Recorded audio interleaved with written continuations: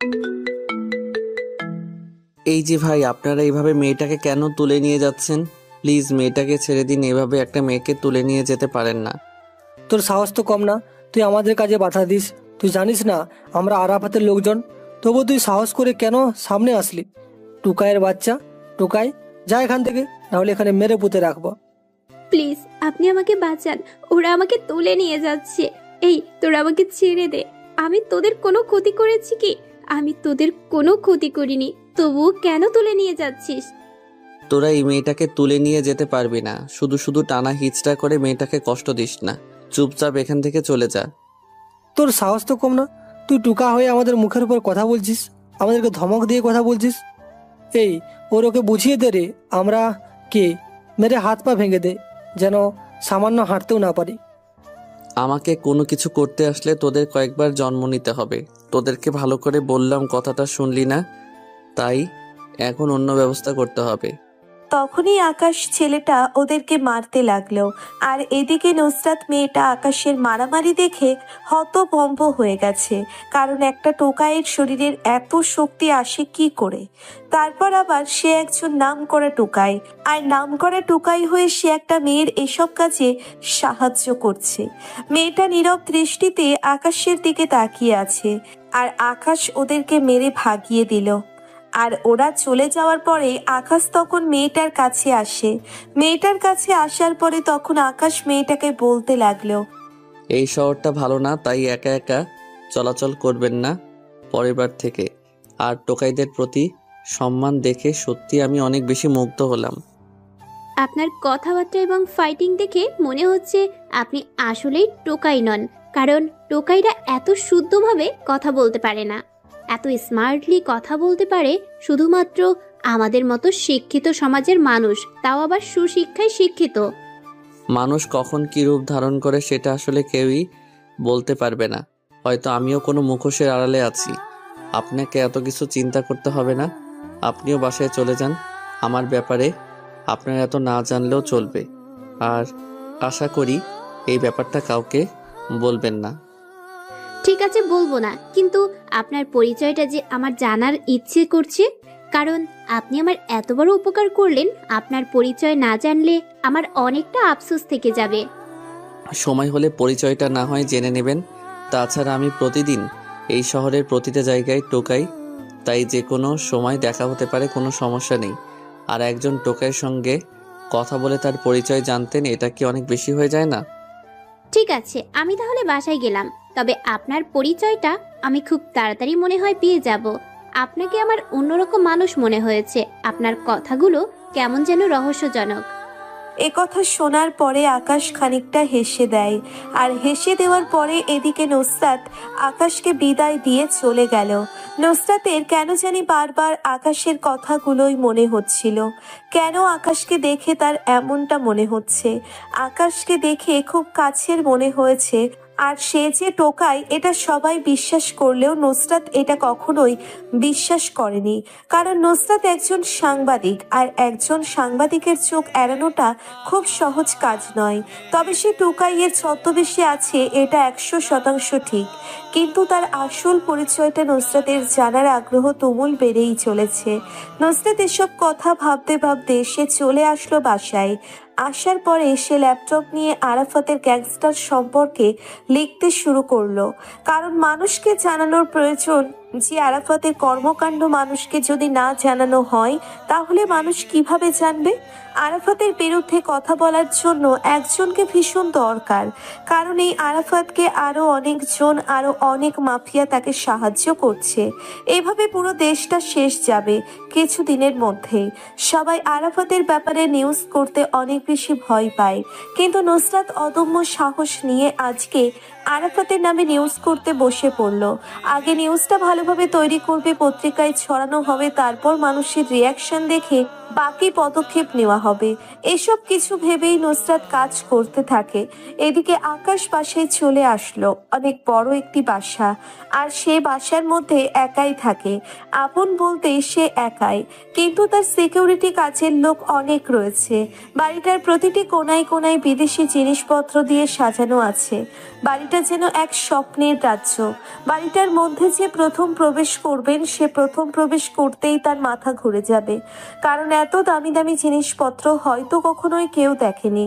আকাশ dress change করে radio হয়ে নিল আর গাড়িতে করে একটা জায়গায় যেতে শুরু করলো। আর শহরটা পার হবার পরেই একটা জঙ্গল, আর সেই জঙ্গলের মধ্যে অপেক্ষা করছে রাকিব আর তামিম। আকাশের হয়ে কাজ করে রাকিব এবং তামিম, ওরা দুজনেই আকাশের সঙ্গে দেখা করার জন্য এসেছে। আর আকাশ বেশ কিছুক্ষণ পরে তাদের সামনে চলে আসলো। তামিম এবং রাকিব দুজনেই আকাশকে সালাম দিল। সালাম দেওয়ার পরে আকাশ তখন জিজ্ঞাসা করতে লাগলো ভালো মন্দ। আর ভালো মন্দ জিজ্ঞেস করার পরে তখন তামিম আকাশকে বলতে লাগলো, ভাই, আপনার কথা মতো দেশের প্রতিটা জায়গায় জায়গায় আমাদের অফিস রয়েছে। প্রতিটা জেলায়, প্রতিটা ইউনিয়নের মধ্যে এক একটা করে সাব অফিস রয়েছে। আর মানুষ ড্রাগন কিং এর ব্যাপারে জানতে শুরু করেছে, মানুষ ভিসা স্বজন করতে শুরু করেছে। কিন্তু ভাই, এই শহরের দায়িত্বে আছে আরাফাত।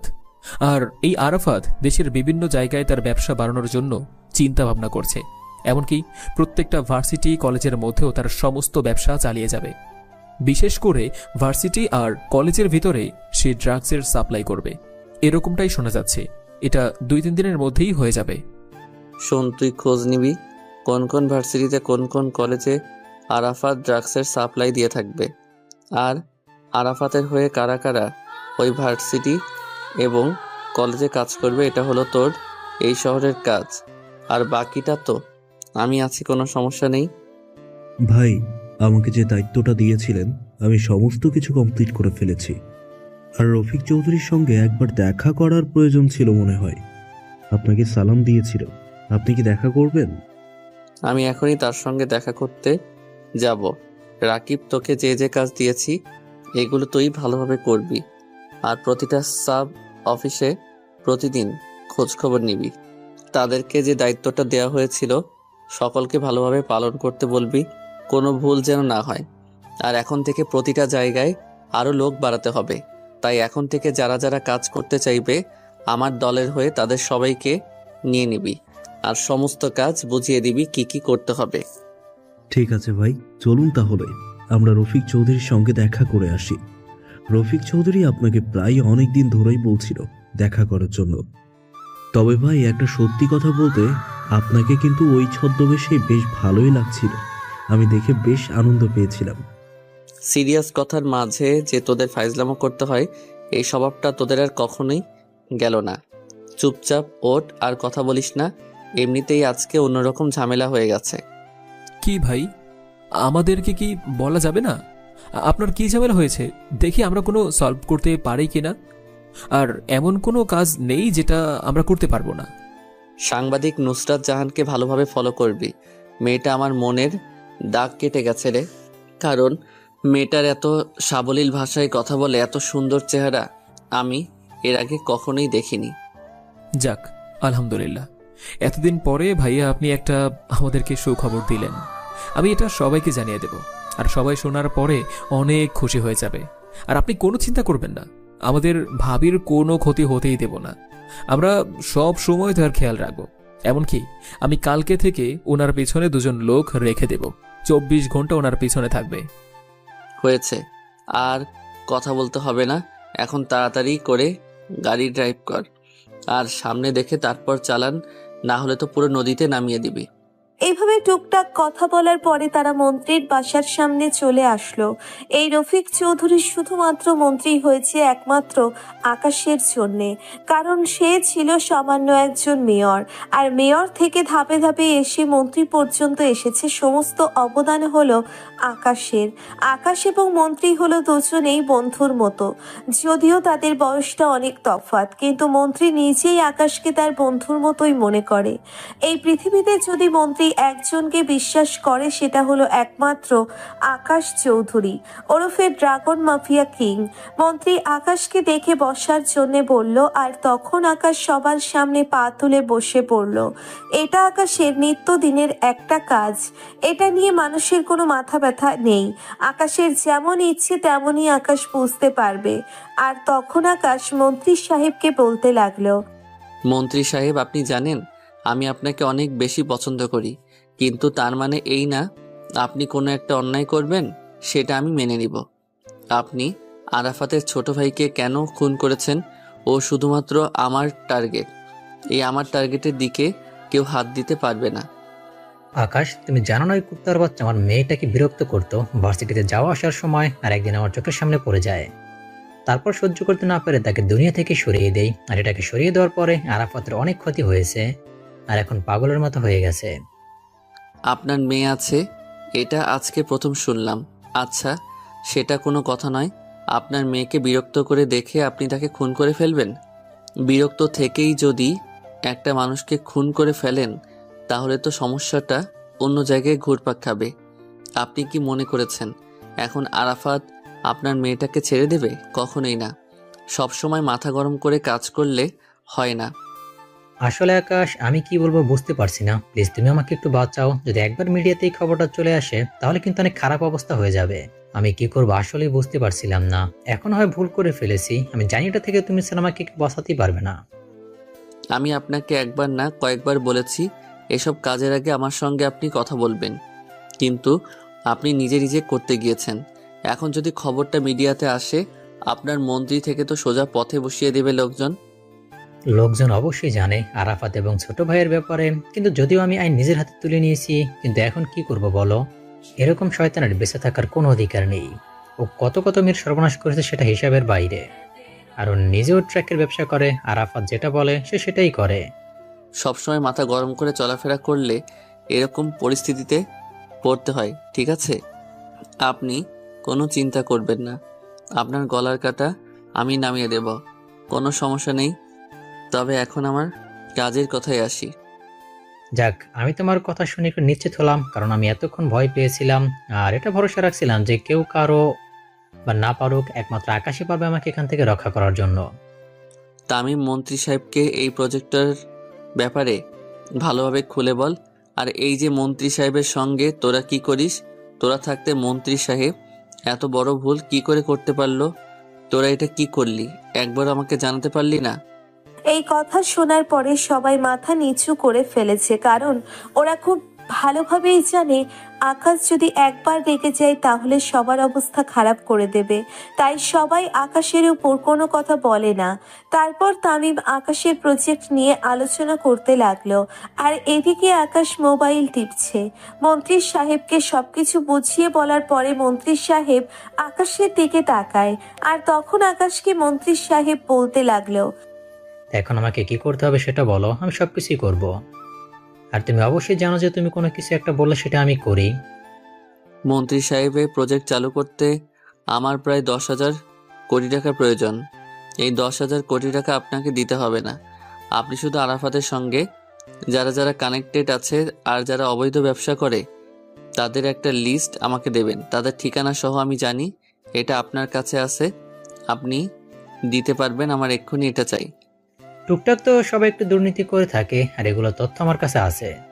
ঠিক আছে, আমি তোমাকে ল্যাপটপ থেকে এগুলো দিচ্ছি, তুমি একটু ওয়েট করো। এই কি আছিস, আকাশের জন্য নাস্তা নিয়ে আয়। তারপর মন্ত্রী সাহেব ভিতরে চলে গেল। তার ভিতরে চলে যাওয়ার পরে তার নিজের ল্যাপটপের মধ্যে সমস্ত ব্যক্তির নাম ঠিকানা সবকিছু বের করতে লাগলো। আর এদিকে আকাশ মন্ত্রীর কাছে এসে সেগুলো একটা পেন ড্রাইভের মধ্যে নিয়ে নিল। আর পেন ড্রাইভের মধ্যে নিয়ে নেওয়ার পরে মন্ত্রীর সঙ্গে আরও কিছুক্ষণ বেশ কিছু আলোচনা করে বিদায় দিয়ে চলে আসলো। গাড়িটা সোজা তার অফিসের মধ্যে চলে আসলো। আকাশ তার অফিসে প্রবেশ করলো, আর অফিসে প্রবেশ করার পরে সে কেবিনে কেবিনে বসে কাজ করতে লাগলো। আর এদিকে সমস্ত ব্যক্তিগুলোর নাম ঠিকানা সবকিছু দেখতে শুরু করলো। এখানে প্রায় অনেক জনের লিস্ট আছে, প্রায় 50 জনের মতো। এই 50 জনের মধ্যে বাংলাদেশের বিভিন্ন স্থানে তারা কেউ বিজনেস করে, আর এগুলো বিজনেসের মধ্যে সবাই কালো টাকার পাহাড় করে রেখেছে। আর এগুলোই হলো আকাশের মূল টার্গেট। তখনই রাকিব এবং তামিম দুজনে চলে আসার পরে আকাশের সামনে চুপচাপ দাঁড়িয়ে আছে। আর আকাশ তখন তামিমকে বলতে লাগলো, তামিম, এখানে 50 জনের লিস্ট রয়েছে, ওদের ঠিকানায় যাবি আমার লোকজনকে নিয়ে। আর যাওয়ার পরে তাদের বাড়িতে গিয়ে ইন্টার করাপশন ডিপার্টমেন্টের পরিচয় দিয়ে যাদের ওই টাকাগুলো নিয়ে আসবি। আর পরেরটা কি করতে হবে এটা তুই ভালোভাবেই জানিস। হ্যাঁ ভাই, বুঝতে পেরেছি। তবে ভাই, এখানে যদি প্রশাসন কোনো ঝামেলা করে তখন আমরা কি করব? তখন প্রশাসনকে কিন্তু আমরা সোজা উপরে পাঠিয়ে দেব। ঠিক আছে, তোরা এখন যা, আর কাজটা খুব ভালোভাবে করবি। প্রতিটা জায়গায় জায়গায় যাবি, আর জিম্মি করে ওয়েট কালো টাকা উদ্ধার করে আনবি। এই কাজটা আজকে রাতের মধ্যেই করতে হবে। এই কথা শোনার পরে তামিম এবং রাকিব দুজনেই তাদের লোকজনকে নিয়ে গাড়ি নিয়ে বেরিয়ে পড়লো। আর এদিকে নুসরাত মেয়েটা রিপোর্ট করছে, আর হাতের বিষয়ে রিপোর্ট করার পরে রিপোর্টটা ইন্টারনেট দুনিয়ায় বেশ ভাইরাল হয়ে গেল। এখন সাংবাদিককে নিয়ে বেশ কথা হচ্ছে। আর এদিকে আরাফাতের এসব নিউজ দেখে মেজাজ খারাপ হয়ে গেল, কারণ এমনিতেই তাকে লোকজন বেশি পছন্দ করে না, তাকে সবাই ভয় পায়, কিন্তু সম্মান বলতে কেউই করে না। আর সেখানে কিনা তার এসব অপকর্ম সামনে চলে এসেছে। এই জন্য আরাফাত ওই সাংবাদিককে মারার জন্য লোক পাঠিয়ে দিল। এদিকে ওরা নুসরাতের ব্যাপারে কোনো কিছুই জানে না, নুসরাতকে ভালোভাবে চেনে না, তার জন্য নুসরাত এখনো পর্যন্ত সেফ রয়েছে। পরদিন সকালবেলা নুসরাত তার বাবার সঙ্গে রাস্তা করছিল। তার বাবা ছিল এখানকার পুলিশ সুপার তখন। নুসরাত, তোর কিন্তু আরাফাতের ব্যাপারে রিপোর্ট করাটা একদমই ভালো হয়নি, কারণ আরাফাত অনেক খারাপ লোক, এটা তুই ভালোভাবেই জানিস। ও যদি তোর কোনো ক্ষতি করার চেষ্টা করে, আমি তো সারাক্ষণ আমার কাজ নিয়ে ব্যস্ত থাকি, চোখে কি করে আমি নিরাপত্তা দেব? বাবা, তোমার আমাকে নিয়ে কোনো চিন্তা করতে হবে না, আমি নিজের নিরাপত্তা নিজেই দিতে পারি। তুমি আমাকে নিয়ে শুধু শুধু টেনশন করছো। আর এভাবে যদি সব মানুষ হাত গুটিয়ে বসে থাকে, তাহলে এই আরাফাত এবং পেছনে যারা আছে সবাই তো মাথাচাড়া দিয়ে উঠবে, তখন কি হবে? দেখ, রিপোর্ট করার জন্য আরো অনেক বিষয় আছে। আমি তোকে বলছি না যে সাংবাদিকতা ছেড়ে দে, আমি তোকে বলছি এই ক্রাইম নিয়ে রিপোর্ট করাটা তুই বন্ধ কর, কারণ এতে তোর অনেক বিপদ হতে পারে। তোকে নিরাপত্তা দেওয়ার মতো আমার সময় নেই, তুই জানিস আমার কাজ কতটুকু থাকে। বাবা, আমার মনে হচ্ছে ড্রাগন কিং এই শহরে চলে এসেছে, কারণ ড্রাগন কিং এর লোকজনকে আশেপাশে দেখা যাচ্ছে। যেহেতু তার লোকজনের উৎপাত বেড়ে গেছে, তার মানে ড্রাগন কিং এই শহরেই আছে, কিন্তু ছদ্মবেশ ধারণ করে আছে, এটা আমি ধারণা করতে পারছি। হ্যাঁ, আমার কাছেও খবর এসেছে ড্রাগন কিং এই শহরে এসে গেছে। এখন দেখার পালা ওদের মধ্যে কি দ্বন্দ্ব হয়। আর এই দ্বন্দ্বের মধ্যে যদি সাধারণ মানুষের কোনো ক্ষতি হয়, তাহলে ড্রাগন কিং অনেক সমস্যায় পড়ে যাবে। বাবা, এমনটা কখনোই হবে না, কারণ ড্রাগন কিং এর কারণে জনগণের কোনো ক্ষতি হবে এমনটা কখনোই হবে না, এটা আমার বিশ্বাস। কারণ ড্রাগন কিং কি সবসময় মানুষের কল্যাণে কাজ করে থাকে। সে স্কুল, কলেজ, হাসপাতাল নিজের করে বানিয়েছেন, এমনকি মানুষ সেই হাসপাতালে বিনা খরচে তারা সুস্থ হচ্ছে। এজন্য ড্রাগন কিং এর ব্যাপারে মানুষ খুব ভালো জানে। আরাফাতের সকল ব্যবসা সে ধ্বংস করেছে। ধীরে ধীরে আরাফাতের পেছনে যারা আছে, আমার মনে হয় তাদেরকেও ড্রাগন কিং শেষ করে দিবে। হ্যাঁ, এটা তো আমি বুঝতে পারছি, কিন্তু আমার মনে হচ্ছে ড্রাগন কিং এর সঙ্গে আরাফাত এবং ডেভিডের সঙ্গে তার পার্সোনালি কোনো শত্রুতা রয়েছে, না হলে এত কিছু করা লাগে কেন? তবে বাবা, আরেকটা কথা, আমাদের মন্ত্রী সাহেবের সঙ্গে ড্রাগন কিং এর কোনো একটা কানেকশন তো আছে, কারণ মন্ত্রী সাহেব ছিল শুধুমাত্র একজন মেয়র। সেই মেয়র থেকে ধাপে ধাপে তিনি মন্ত্রী হয়েছেন। কতগুলো ধাপ পার করতে হয়েছে তুমি একবার বুঝতে পারছো? আর এসব কিছুর পেছনে শুধুমাত্র ড্রাগন কিং এর হাত রয়েছে। তার নিজের কাজেই ওই মন্ত্রীকে বানিয়েছে। আর মন্ত্রী এই পৃথিবীতে যদি কাউকে বিশ্বাস করতে হয়, তাহলে শুধুমাত্র আকাশকে বিশ্বাস করে, অন্য কাউকে বিশ্বাস করে না। আমি ড্রাগন কিং নিয়ে একটা রিপোর্ট করব, তার ভালো মন্দ সব কিছু নিয়ে আমি রিপোর্ট করব। আর এই আরাফাতের ব্যাপারে আরও একটা রিপোর্ট আসবে, এটা আমি করব কিছুদিন পরে। তার আগে ড্রাগন কিং এর ব্যাপারে রিপোর্ট করব। তারপরে নুসরাত তার বাবার সঙ্গে কথা বলতে বলতে খাবার খেয়ে নেয়। আর খাবার পরে নুসরাত সে গাড়ি নিয়ে ভার্সিটিতে চলে আসে। সে পড়ানোর পাশাপাশি সাংবাদিকতা করছে, তবে সেই পরিচয় বেশ কয়েকজন শুধুমাত্র জানে সে আড়াল থেকে ক্রাইম রিপোর্ট করে থাকে। ভার্সিটিতে এসে সে বান্ধবীদের সঙ্গে কথা বলতে থাকে, আর এভাবেই বেশ অনেকটা সময় পার হয়ে যায়। দুপুরবেলা নুসরাত বাসায় আসে। বাসায় আসার পরে দেখতে পারলো তার বাবাও এইমাত্র বাসায় এসেছে। আর তখন দুজনে মিলে টিভি অন করলো।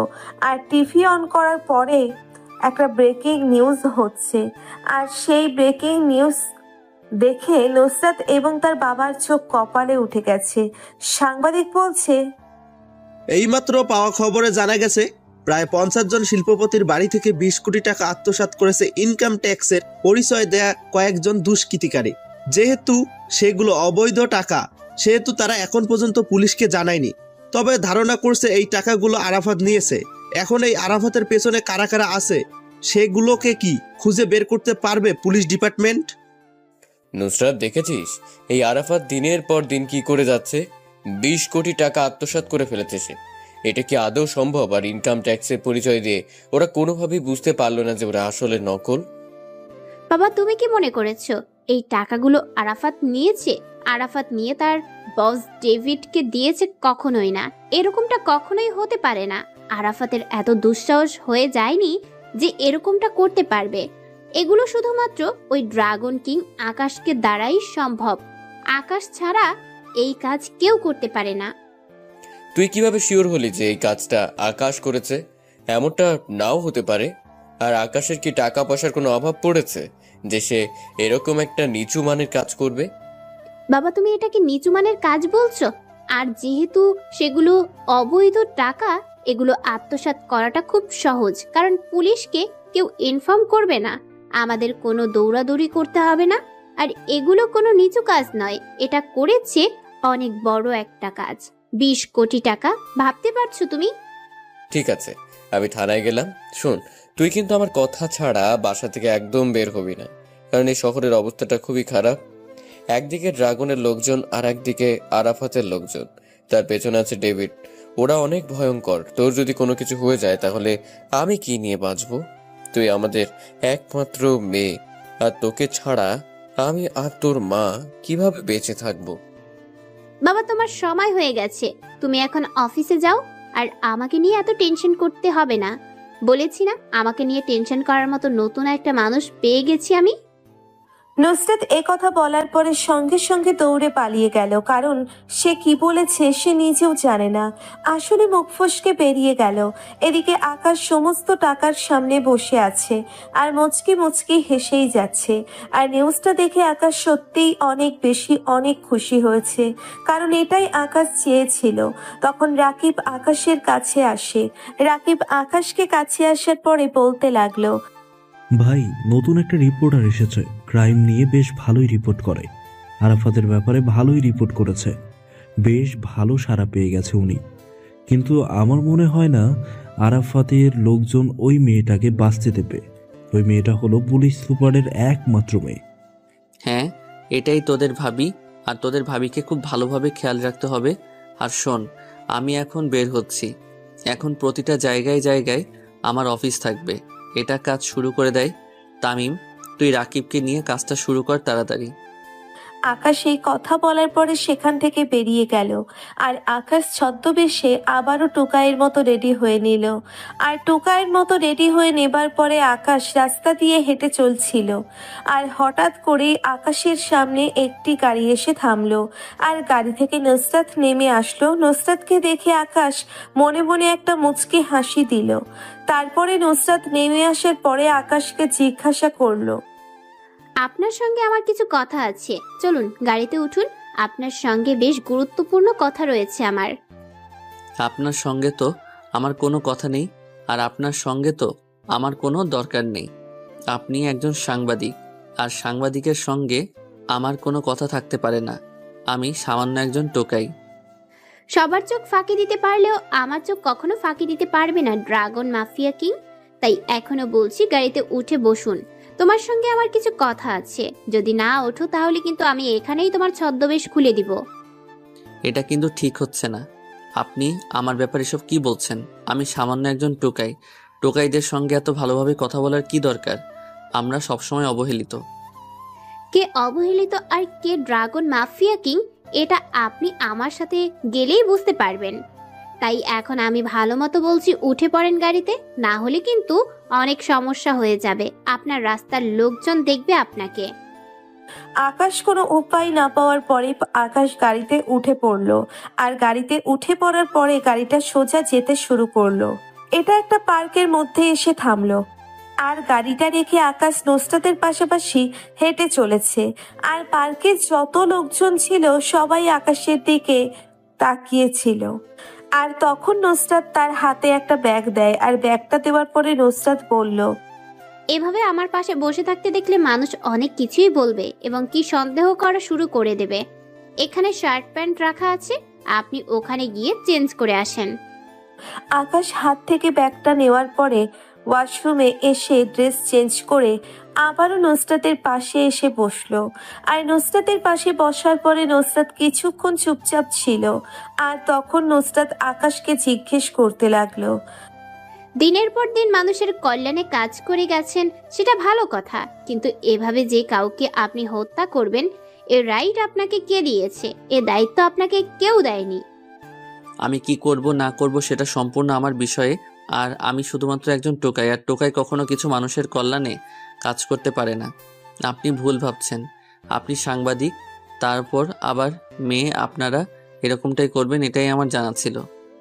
সবার কাছে মিথ্যা বলতে পারলেও, সবাইকে টুপি পরাতে পারলেও আপনি আমাকে কখনো টুপি পরাতে পারবেন না। আমি একটু অন্য রকমের একটা মেয়ে, বুঝতে পেরেছেন? আপনি এখনো বলছি স্বীকার করেন আপনি ড্রাগন মাফিয়া কিং, কারণ আমি আপনার অনেক কাজ দেখেছি। আপনি ছদ্মবেশে টোকাই হয়ে আপনি আরাফাতের জ্ঞানের ওপর নিজে খবর রাখেন। ভিডিও আছে আমার কাছে, আপনি যে ড্রোন উড়িয়েছিলেন। হ্যাঁ, আমি সেই ড্রাগন মাফিয়া কিং। তো সমস্যাটা কোথায়? আর আমাকে নিয়ে এত মাতামাতি করার কি আছে? আমাকে আমার মতো করে ভালো থাকতে দিন। আমি মনে হয় না আপনার কোনো ক্ষতি করেছি, তাই আপনি আমার কাজে কোনো বাধা দিতে আসবেন না। ঠিক আছে, আপনি আপনার কাজ করবেন, সেটা ভালো কথা। আমি কখনো বাধা দিতে আসবো না, কিন্তু আমাকে আপনার সকল কাজের একটা ডকুমেন্টারি বানাতে দিতে হবে। আমি চাই আপনার পুরো লাইফ হিস্ট্রি নিয়ে আমি একটা ডকুমেন্ট তৈরি করার জন্য। আপনি কি গাধা নাকি ঘোড়া যে আমার এসব নিয়ে আপনি ডকুমেন্টারি বানাবেন? আর এগুলো কি ডকুমেন্টারি বানানোর প্রয়োজন নাকি? এগুলো থেকে মানুষ কিছু শিখতে পারবে না, আরও মানুষ অন্যায় পথে চলে যেতে পারে। আমি চাই না আমার কৌশল, আমার ফাইটিং এসব কিছু মানুষ জেনে যাক। আমি সবার সামনে আসতে চাই না, আমি সবার আড়াল থেকে কাজ করতে চাই। তা আমার ব্যাপারে এত জানার আগ্রহটা কেন? আমি যখন ইন্টার প্রথম বর্ষে পড়তাম তখন থেকে আপনার ব্যাপারের কথা আবার তা শুনেছি, যে ড্রাগন মাফিয়া কিং, এমন ড্রাগন মাফিয়া কিং এটা করেছে, ওইটা করেছে। এসব কিছু শুনতে শুনতে একটা আগ্রহ জেগে যায়। আর আগ্রহ জাগতে জাগতে একদিন একটা নিউজের মধ্যে আপনার হেলমেট পরা একটা বাইকের ছবি প্রকাশ পেয়েছিল, তবে সেখানে আপনার চেহারাটা দেখা যাচ্ছিল না। আর ওই ছবিটা দেখেই আমি পুরো ক্রাশ খেয়ে গিয়েছিলাম। আমাকে টুপি পরানোর চিন্তা করলে আপনি হয়তো এটা ভুল ভাবছেন। আপনি বলবেন আপনি আমাকে পছন্দ করেন, আর আমি বলবো আমি আপনাকে পছন্দ করি। তারপর আমাদের মাঝে কথা হবে। কথা হওয়ার পরে আপনি আমার কাছ থেকে সব কিছু তুলে নেবেন আর এটা দিয়ে ডকুমেন্টারি বানাবেন। এই যদি চিন্তা করে থাকেন তাহলে আমি সরি। আপনি কি আমাকে রাস্তার 2 টাকার লোক ভেবেছেন নাকি, যে আপনি আমাকে টুপি পরিয়ে সব কিছু নিয়ে নেবেন? এত কাঁচা থাকলে রাজত্ব করতে পারতাম না। এরপরে যদি এরকম কোনো কথাবার্তা শুনি, মেরে পুরো তক্তা বানিয়ে দেব। আর আমি সত্যি বলছি, আমি কেন আপনার সঙ্গে মিথ্যা কথা বলবো? সেদিন তোমার ওই ছবিটা দেখে আমি পুরো ক্রাশ খেয়ে যাই। তারপরে ভাবলাম যে কোনোভাবে তোমার সঙ্গে দেখা করার প্রয়োজন আমার। তারপর পড়াশোনা করে এই সাংবাদিকতা পেশা বেছে নিলাম। আর এইসব সাংবাদিকতা করতে করতে রিপোর্ট করতে করতে তোমার দেখা পেয়ে গেলাম। আর ওই দিন ফাইটিং দেখে আমি শিওর হয়েছিলাম তোমার। তারপর তোমার ব্যাপারে খোঁজ নিতে থাকি, তোমার আড়াল থেকে কাজকর্মগুলো দেখতে থাকি। তারপর আমি শিওর হয়ে গেলাম তোমার সঙ্গে কথা বলতে আসি। আমি সত্যি বলছি, আমি তোমাকে আসলেই প্রথম থেকে ভালোবেসে ফেলেছি। দেখো, আমার সময়ের মূল্য আছে, তোমার সময়ের মূল্য নাও থাকতে পারে। আর আমি আমার এসব কর্মকাণ্ড নিয়ে কোনো ডকুমেন্টারি বানাতে দিব না। আর দ্বিতীয় কথা হচ্ছে, তোমার ভালোবাসা তোমার কাছে রেখে দাও। আমার তোমার ভালোবাসার কোনো প্রয়োজন নেই। আমাকে আমার মতো করে থাকতে দাও। আমাকে এরপর থেকে কখনো বিরক্ত করবে না। তুমি তোমার মতো থাকবে, আমি আমার মতো। আমাকে কোনো প্রকার বিরক্ত করবে না। আমি আবারও বলছি, যতদিন পর্যন্ত তুমি আমাকে মেনে না নেবে ততদিন পর্যন্ত আমি তোমার পিছনে পড়েই থাকবো, কোনো সমস্যা নেই। তাছাড়া তুমি ছাড়া তো এখন আমাকে কেউ রক্ষা করতে পারবে না, কারণ আমি এমন একটা জালে ফেসে গেছি যেটা থেকে তুমি একমাত্র পারো আমাকে উদ্ধার করতে। কেন আমি আপনার মতো মেয়েকে উদ্ধার করতে যাব? আপনি রিপোর্ট করেছেন আরাফাতের লোকজন আপনাকে খুঁজে বেড়াচ্ছে, তো এখানে আমার কি করার আছে? আমার তো কোনো কিছু করার নেই। আর আমি আপনাকে কেন বাঁচাবো? সেটা না হয় সময় দেখা যাবে। এখন চলো সামনে থেকে কোথাও ঘুরে আসি, এমনিতেও বাসায় একা একা থাকতে থাকতে আর ভালোই লাগে না। তখনই আকাশ রেগে গিয়ে নুসরাতকে একটা থাপ্পড় মারলো। নুসরাতকে থাপ্পড় মারার পরে আকাশ সেখান থেকে চলে আসলো। আকাশের এরকম কাণ্ড দেখে সে হেসেই যাচ্ছে। তারপর আকাশ চলে আসার পরে সে আর নিজের কাজকর্ম করতে লাগলো। আর তখনই মন্ত্রীর একটা কল আসলো আকাশের কাছে।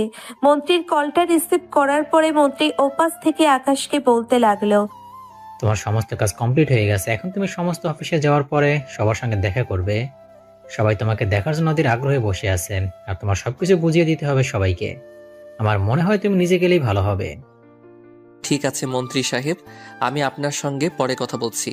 আর মন্ত্রী সাহেব, আরাফাত আজকে রাতে একটা ড্রাগসের ডিল করবে বর্ডারের কাছাকাছি। আপনি গোটা কয়েক হেলিকপ্টারের ব্যবস্থা করুন। এই কথা বলার পরে আকাশ কল কেটে দেয়। আকাশ কল কেটে দেওয়ার পরে আকাশ তখন গাড়ি বের করতে বলল। আর আকাশও রেডি হয়ে নিল আর গাড়িতে করে সমস্ত অফিসে সে যেতে শুরু করলো। আর এভাবেই সবটা সময় পার হয়ে গেল। রাতের বেলা সে প্রস্তুতি নিচ্ছে, আজকে মাত্র 2টা অফিসে ঘুরে এসেছে আর সবার সঙ্গে কথা বলতেই সময়টা পার হয়ে গেছে। সন্ধ্যার পর সবাই রেডি হয়ে গেছে অপারেশনে যাওয়ার জন্য। আর তখন তামিম আসলো। তামিম আসার পরে তখন আকাশকে বলতে লাগলো, ভাই, আমাদের এই হেলিকপ্টারের ব্যবস্থা হয়ে গিয়েছে, এখন আপনি যাওয়ার পালা। আর আমাদের কাছে খবর আছে এই ডিল ঠিক রাত 10টায় হবে। শোনো, আমরা ওখানে এত মানুষ নিয়ে যাব না, কারণ যদি আমরা বেশি সদস্য নিয়ে যাই তাহলে ওরা যে কোনো কিছু করতে পারে।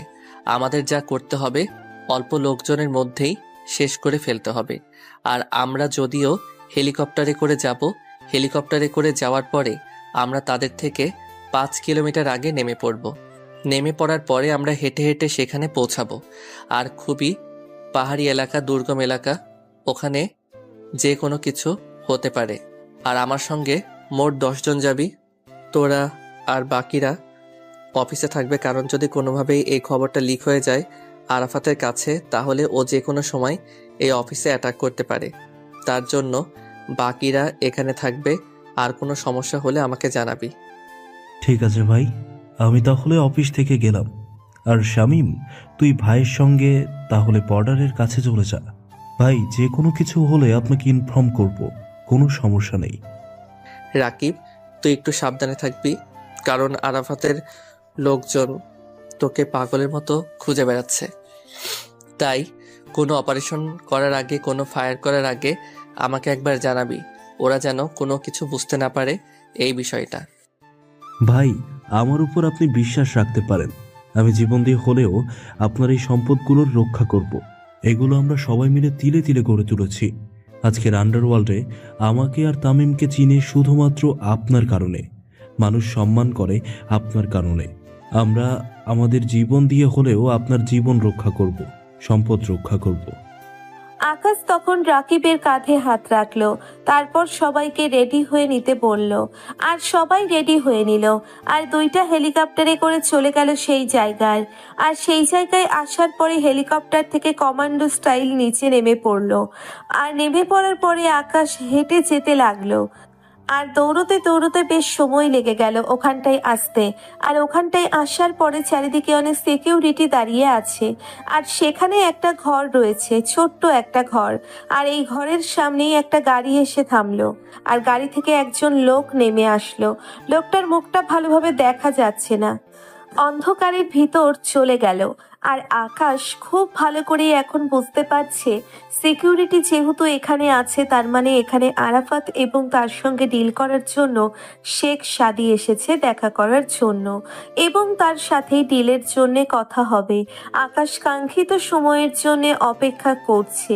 আর ওদিকে তাদের মধ্যে কথাবার্তাগুলো হচ্ছে এরকম।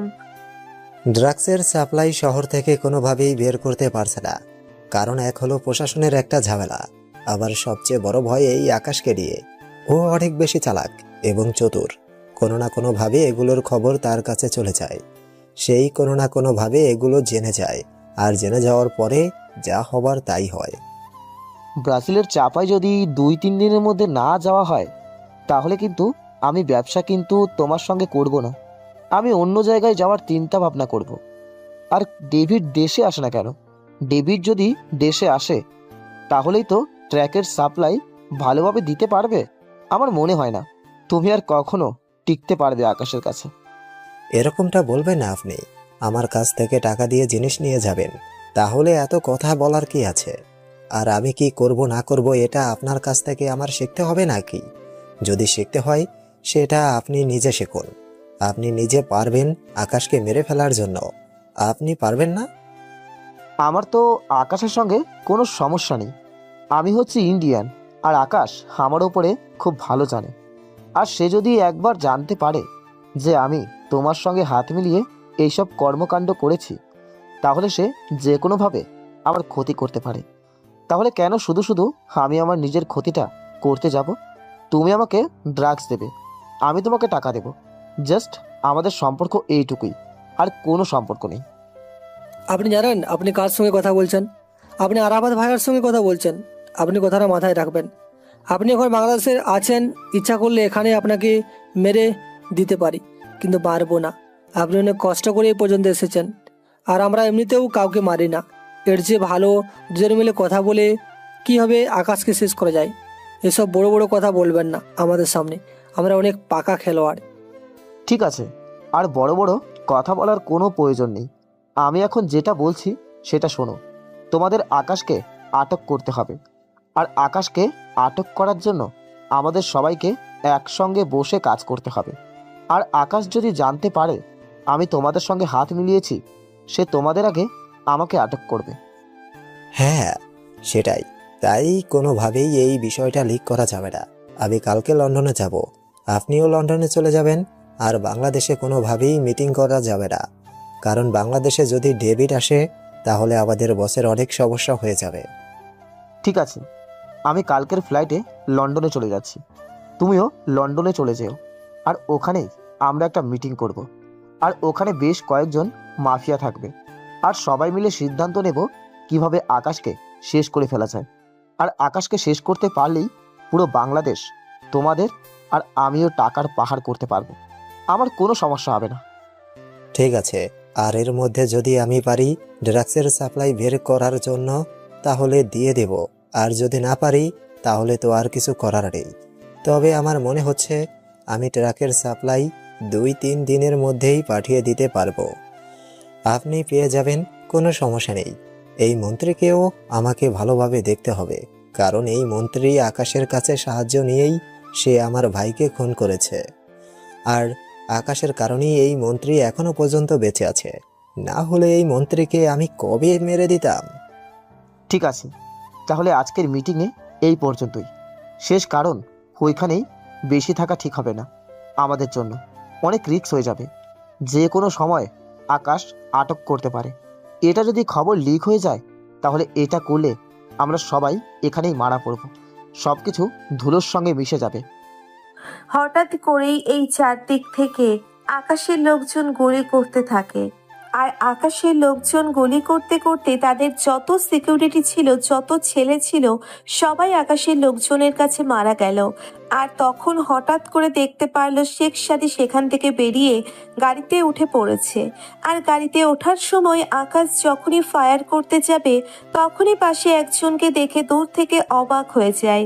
দূরে তাকিয়ে দেখতে পারলো সেখানে নুসরাত ক্যামেরা নিয়ে দাঁড়িয়ে আছে, সঙ্গে অন্য একটা ছেলেটা হয়তো ক্যামেরাম্যান হবে। এটা দেখে আকাশ ফায়ার মিস করলো। আর সঙ্গে সঙ্গে শেখ সাদী গাড়িতে করে চলে যায়। চলে যাওয়ার পরে আকাশ নিজের রাগকে কন্ট্রোল করতে না পেরে নুসরাতের কাছে চলে আসলো। নুসরাতের কাছে আসার পরে তখন আকাশ এসে কোনো কথা না বলেই একটা থাপ্পড় মারলো। আর থাপ্পড় মারার পরে তখন নুসরাত কিছুটা ভয় পেয়ে যায়। আর তখন আকাশ রাগী কণ্ঠে বলতে লাগলো, তোমাকে আমি অনেক ভালো ভেবেছিলাম, কিন্তু তুমি যে ঠিক এতটা বেইমান সেটা আমি জানতাম না। তুমি জানো তুমি আমার কথাটা ক্ষতি করেছো। তোমার জন্য আমি শেখ সাদীকে মারতে পারলাম না, সে আমার কাছ থেকে পালিয়ে গেছে। আজ পর্যন্ত আমার হাত থেকে কেউ পালিয়ে যেতে পারেনি, শুধুমাত্র তোমার জন্য আজকে শেখ সাদী পালিয়ে গেছে। আমি তো শুধুমাত্র ভিডিও ধারণ করেছিলাম আমার ক্যামেরাম্যানকে নিয়ে। আপনি নিজেই তো আমার দিকে তাকিয়েছেন আর ফায়ার মিস করলেন। এখানে আমার দোষ কোথায়? তোমার দোষ কোথায় মানে? তুমি আমার অনুমতি ছাড়া আমার অপারেশনের ভিডিও কেন করবে? এগুলো কি ভিডিও করার জিনিস? তোমার কি মনে হচ্ছে এগুলো খেলনা? মৃত্যুকে তোমার কাছে খেলার মতন লাগে যে এটা একটা গেম, মরে গেলে আবার রিব্যাক হবে? আসলে সরি, আমি বুঝতে পারিনি। আমি শুধুমাত্র এমনিতেই ভিডিও করতে চেয়েছিলাম। আর আমি যে কেন ভিডিও করতে চেয়েছিলাম এটা তো আমি বলেছি তো নাকি, তবুও কেন এত রিয়্যাক্ট করার আছে?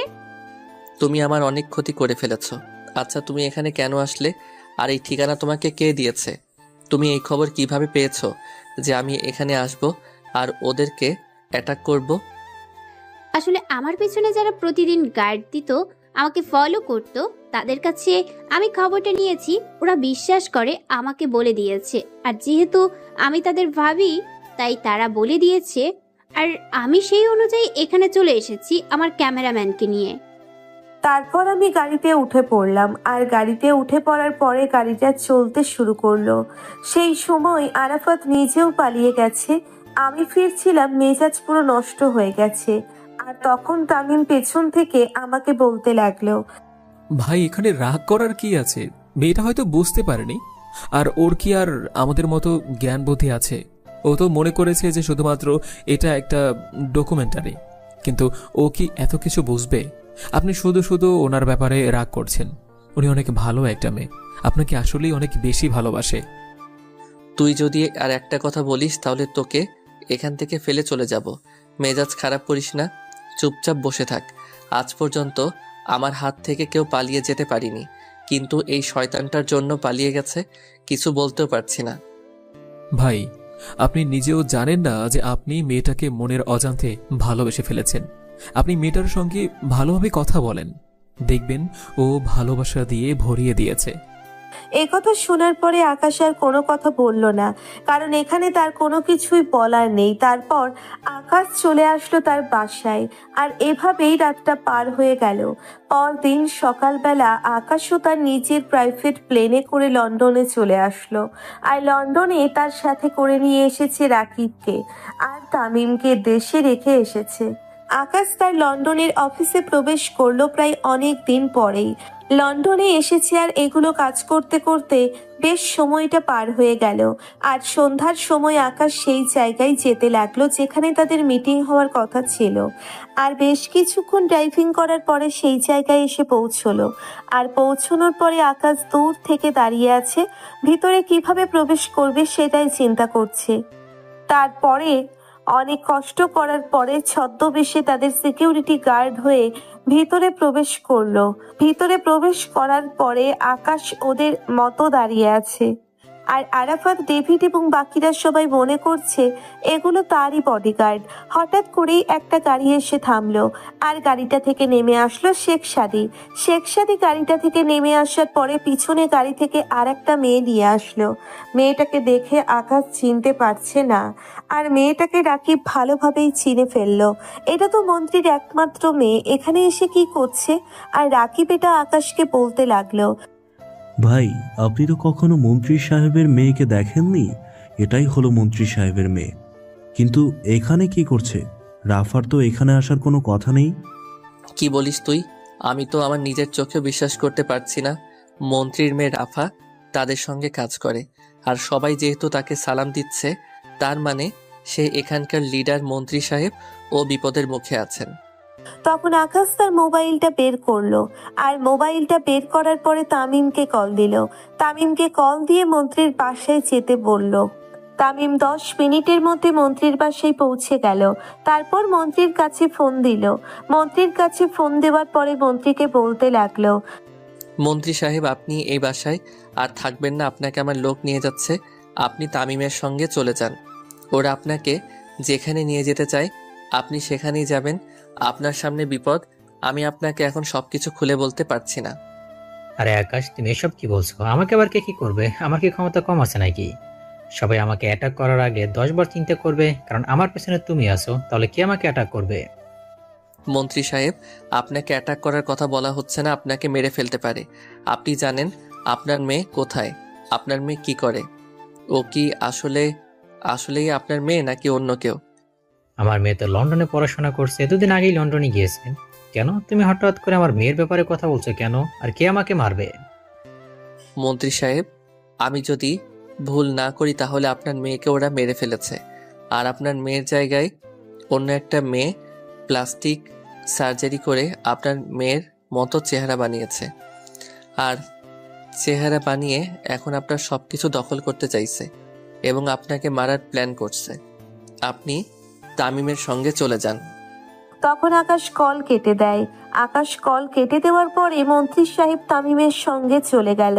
তামিমের সঙ্গে আকাশের সেফ হাউসে আশ্রয় নিল, আর এদিকে আকাশ ওদের মিটিং এর সমস্ত কথাবার্তা শুনতে লাগলো, কারণ মিটিং রুমে একটা চিফ লাগিয়ে রেখেছিল। আর আকাশ এগুলো তার মাইক্রোফোনে শুনতে লাগলো, ওদের মধ্যে কথা হচ্ছে। আকাশকে কিভাবে শেষ করবে আমি জানি না। তোমরা সবাই আছো, আকাশকে যদি তোমরা মারতে না পারো তাহলে আমি তোমাদেরকে মেরে ফেলবো। তোমাদেরকে পুষে রেখে আমার কোনো লাভ নেই। আমি ওই মন্ত্রীর বেটাকে গিয়ে মারবো, বা আমি একটু পরে আমি ফোন করে দিচ্ছি, মন্ত্রীকে তুলে নিয়ে গিয়ে মেরে ফেলবে। কারণ আকাশ এখন মন্ত্রীকে নিয়ে ভাবছে না, আকাশ এখন আমাদের দিকে টার্গেট করছে। আর মন্ত্রীকে মেরে ফেললে আকাশ অনেকটা ক্ষতির সম্মুখীন হবে। ম্যাম, আকাশকে মারাটা এত সহজ নয়। আকাশ একটা নিজের ব্র্যান্ড। আকাশের নামে কত জায়গায় কত অফিস আছে, সেটা আকাশ হয়তো নিজেও জানে না। দেশের মানুষ সহ তার কত কত ছেলেরা রয়েছে, সেটা আমাদের কোনো ধারণা নেই। আমাদের থেকে তার ক্ষমতাটা অনেক বেশি। আমরা সবাই মিলে যেটা করতে পারি না, ও সেটা একা করে দেখিয়েছে। বস, হৃদয় কিন্তু ঠিকই বলেছে। আকাশ আমার ভাইকে মারেনি, আমার ভাইকে মেরেছে ওই মন্ত্রী।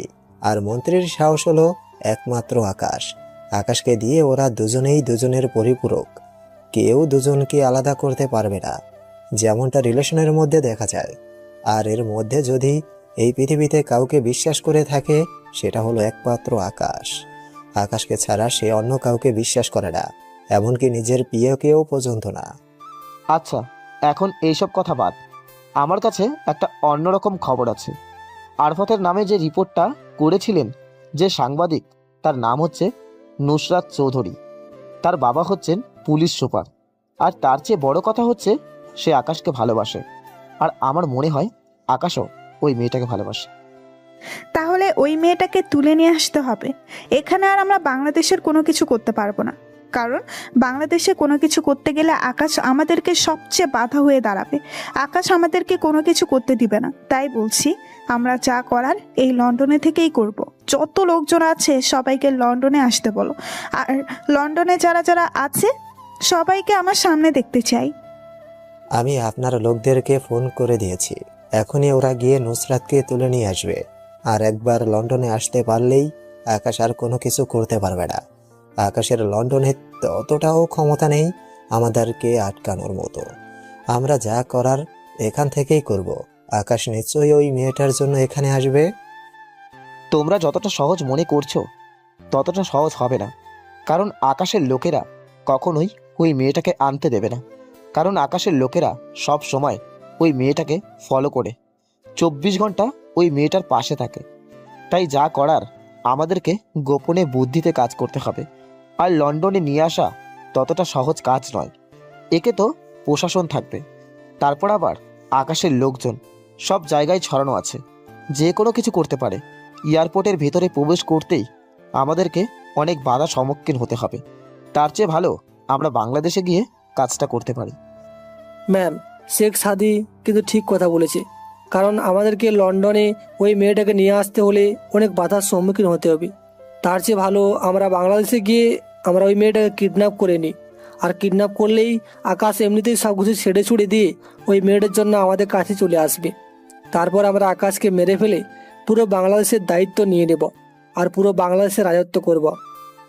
বস, হৃদয় কিন্তু ঠিক কথা বলেছে।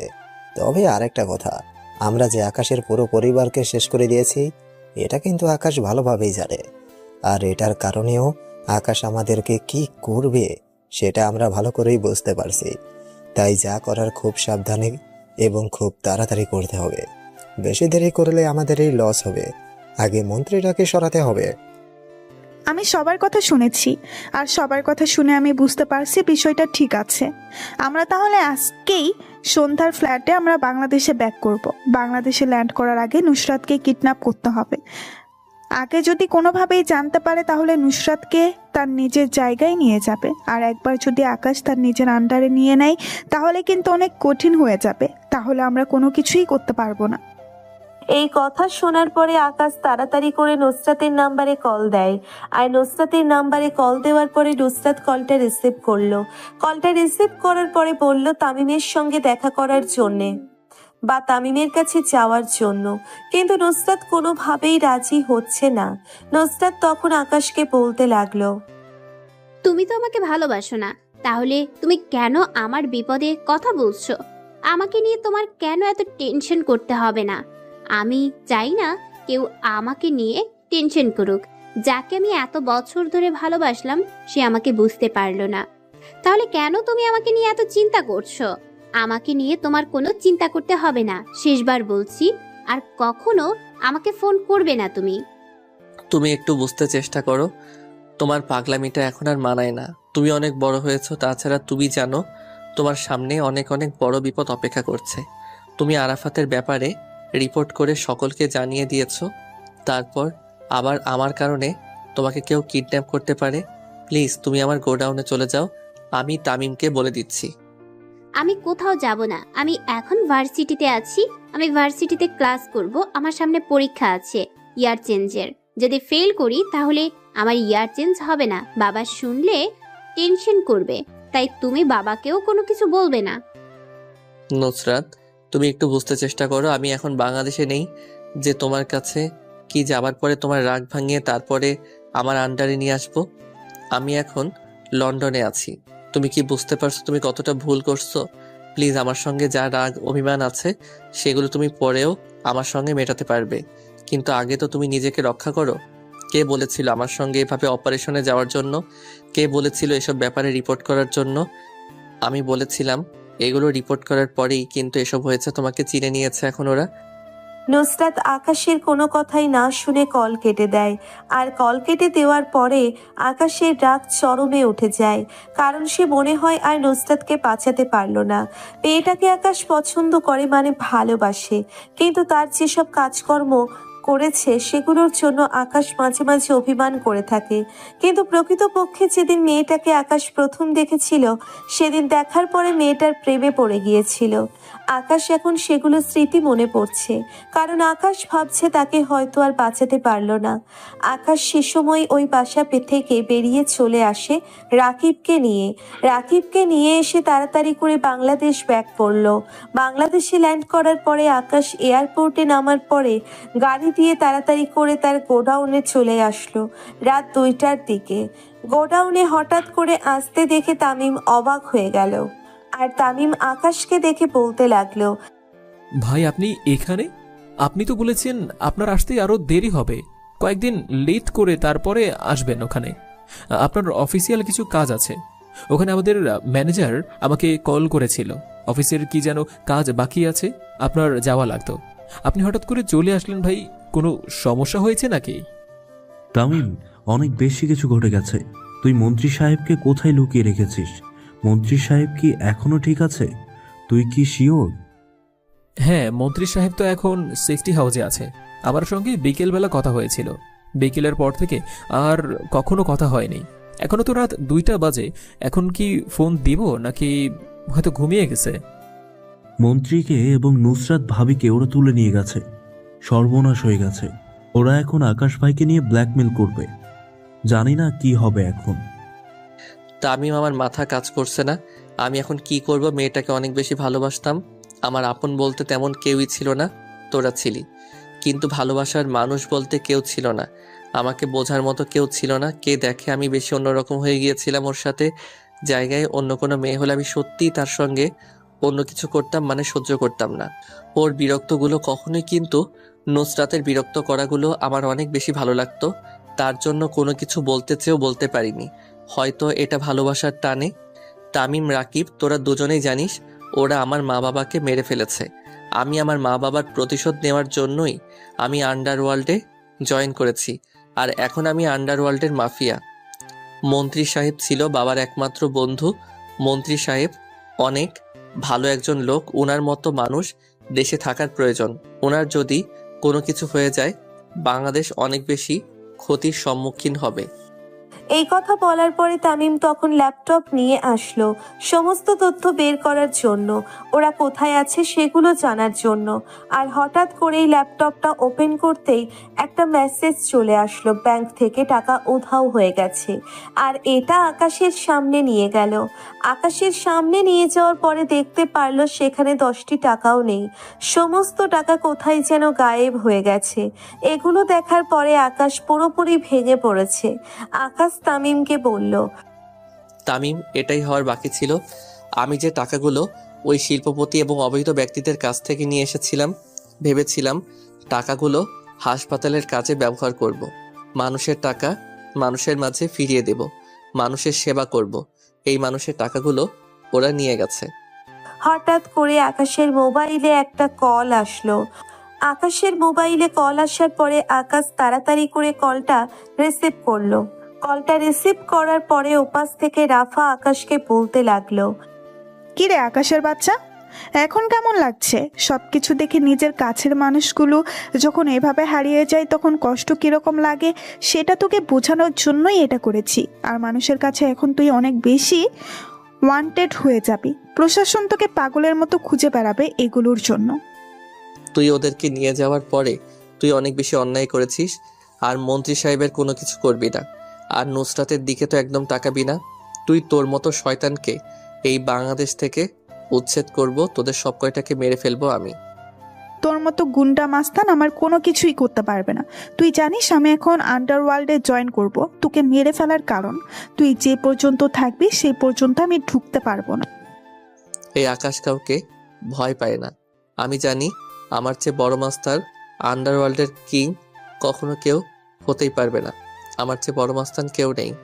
আমি বের হলে মাটি কাঁপতে থাকে। এটা তুই মানুষের কাছে জিজ্ঞেস করে নিস। পাথর লোকগুলোকে জিজ্ঞেস কর।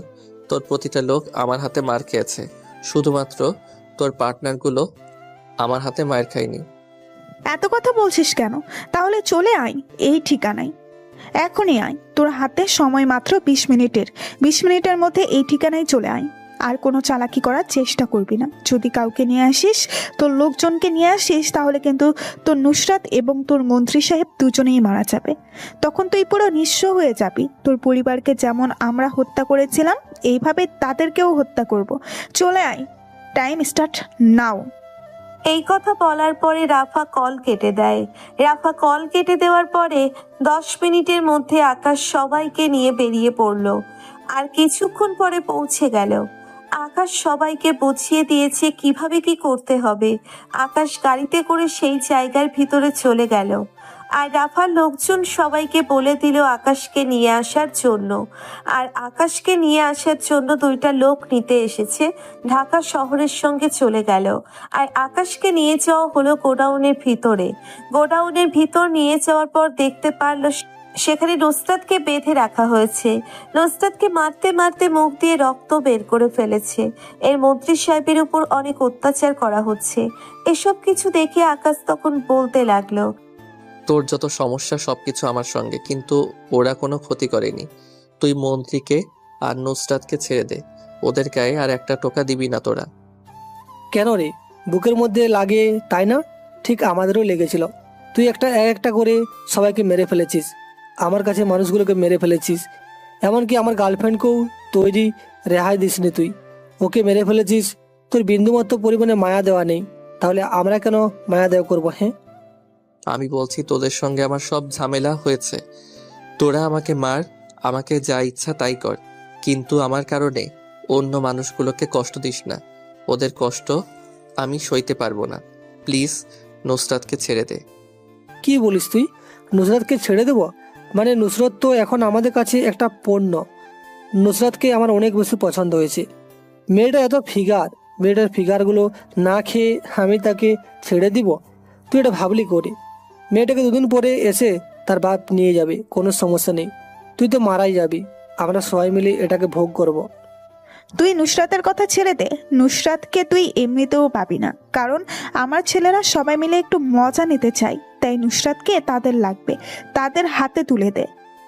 এই কথা শোনার পরে সবাই আকাশকে মারতে শুরু করলো। তার আকাশ মাইক্রোফোনে বলল অ্যাটাক করার জন্য। চারিদিক থেকে সবাই গুলি করতে লাগলো, আর পাখির মতো চাকে চাকে ওরা সবাই মরতে লাগলো। আকাশ গিয়ে নুসরাতের বাঁধন খুলে দেয়, আর নুসরাতের বাঁধন খুলে দেওয়ার পরে নুসরাতকে তার কাছে রেখে মন্ত্রীকে বাতান খুলে দেয়। তারপরে আকাশ নুসরাতকে জড়িয়ে ধরে গুলি করতে থাকে।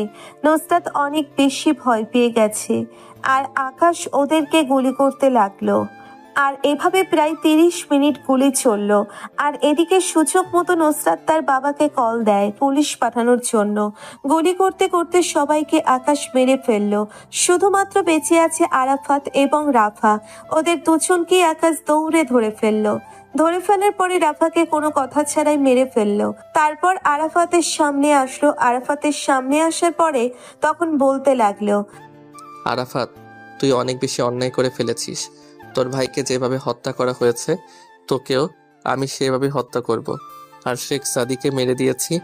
তুই না অনেক বড় বড় কথা বলেছিলি? প্লিজ তুই আমাকে ক্ষমা করে দে, আমি অনেক বেশি অন্যায় করে ফেলেছি। আমি আর কখনো এমনটা করবো না। আমি তোর কাছে মাপ চাইছি। আমি তোর বাবাকে মারিনি, তোর বাবাকে মেরেছে হৃদয় শেখ সাদি এবং রাফা।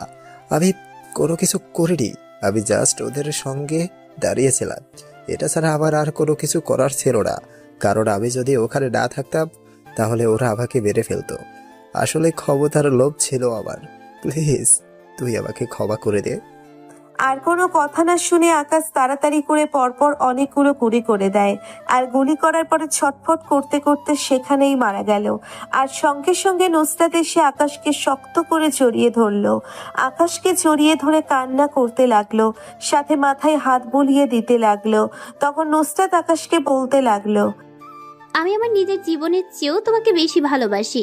এখন আমাকে বিয়ে না করো তাহলে আমি সত্যি সত্যি সুইসাইড করব। আমি তোমাকে কাছে পেতে চাই। আমার তোমার কোনো কিছুর প্রতি লোভ নেই, টাকা পয়সা কোনো কিছুর প্রতি লোভ নেই। হয়েছে পাগলি, আর কান্না করতে হবে না।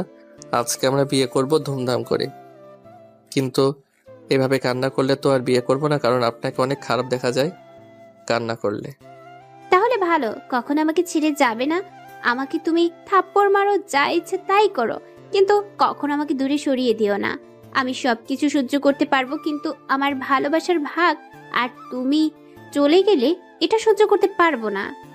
তারপর আকাশ এবং নুসরাতের বিয়েটা হয়ে যায় বেশ ধুমধাম করে। আর এভাবেই না হয় চলতে থাকুক তাদের মিষ্টি ভালোবাসার গল্পটা। এরকম গল্প পেতে আমাদের চ্যানেলটি এখনই সাবস্ক্রাইব করে পাশে থাকবেন। ধন্যবাদ সবাইকে।